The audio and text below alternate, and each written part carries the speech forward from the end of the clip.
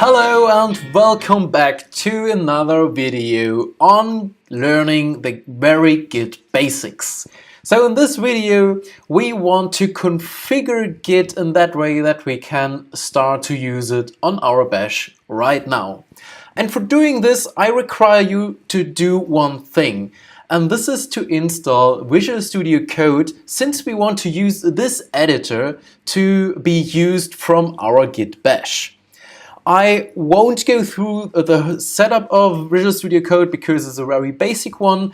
I just want you to go to code.visualstudio.com and then you can see on the left side the download button. Please download the editor and install it. And as you has finished this, we can go on and configure Git.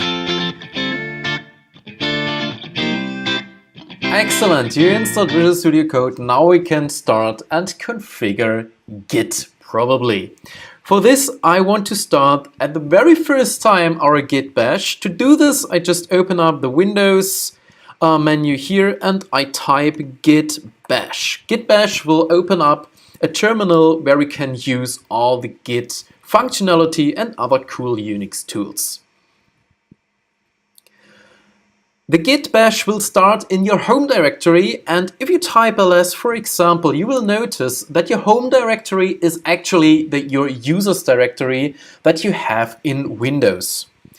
And if you want to work with Git, Git needs to know who you are. So you can provide a nickname or your original name, and you also need to provide your email address. That is also used to identify which user you are if you later on upload your code changes to a Git server. So to do this, you can run git command, and just to warm up ourselves a little bit, you can type git -- version, and you will see, as we are here on Windows, that the Windows platform Git version is installed, probably. Now that as we want to tell Git who we are, we need to configure it in a global config file called .gitconfig. And this file is created if you do your very first configuration on your own. You can do this by typing gitconfig -- global, and then you can add a new section user, and you can write a property name, and then you can write your name or nickname if you like. You can do the same thing for your email address by writing gitconfig -- global, and then you can type user.email, and then you write your email address. And now you will see, or you will notice, that in your home directory that a file gitconfig is created for you. You can check this by just printing out the contents of that file by running cat gitconfig. And as you can see, in that gitconfig we see our username and our email address already configured for us. And since this is just a plain text file, we also can just edit this file with our preferred code editor. And since we have installed Visual Studio Code right now, we can use Visual Studio Code to do our further configuration. If you have enabled the option that Visual Studio Code is added to your path variable, you can start Visual Studio Code right from your console, but be aware that you need to sign out and sign into Windows again so that the changes from the path variable apply in your session. So I have this done already, and that's why I run Visual Studio Code and I open up the gitconfig file by passing just the file name. And here we go.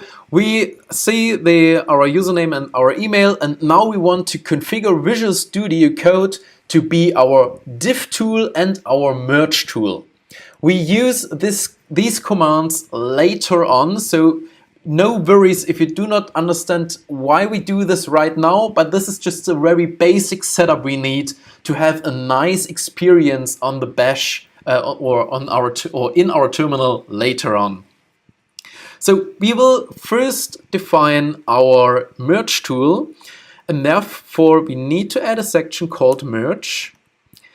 And the merge section takes a parameter called tool. And there we pass an alias VS Code. VS Code is not a command name or a name of an executable. It's just an alias we can use to point to a certain configuration in Git. And we can, of course, configure multiple merge tools if we like. And for now, we configure VS Code as merge tool. And now Git knows, okay, when the merge tool is requested, I just point to VS Code, and VS Code is now configured in the merge tool section with the name VS Code. VS Code merge tool takes another parameter, and this is called this is just the configuration for the executable of Visual Studio Code, and we can run Visual Studio Code with a executable code. And now we pass one important parameter, and this is a parameter --weight. --weight just tells Visual Studio Code to just return a value when the window has been closed. And Git needs to run Visual Studio Code in this mode because when you start a merge or a rebase process, you need to hack something into the IDE, Visual Studio Code, and Git is informed about the result of this process when Visual Studio Code and the instance has been closed, so that Git can continue its work. What we also want to do is to open a new Visual Studio Code window, so a new session, to not rely on other Visual Studio Code windows. It's just a code window, Visual Studio Code window we only use for our Git procedures. And to do this, we need to pass a parameter new window.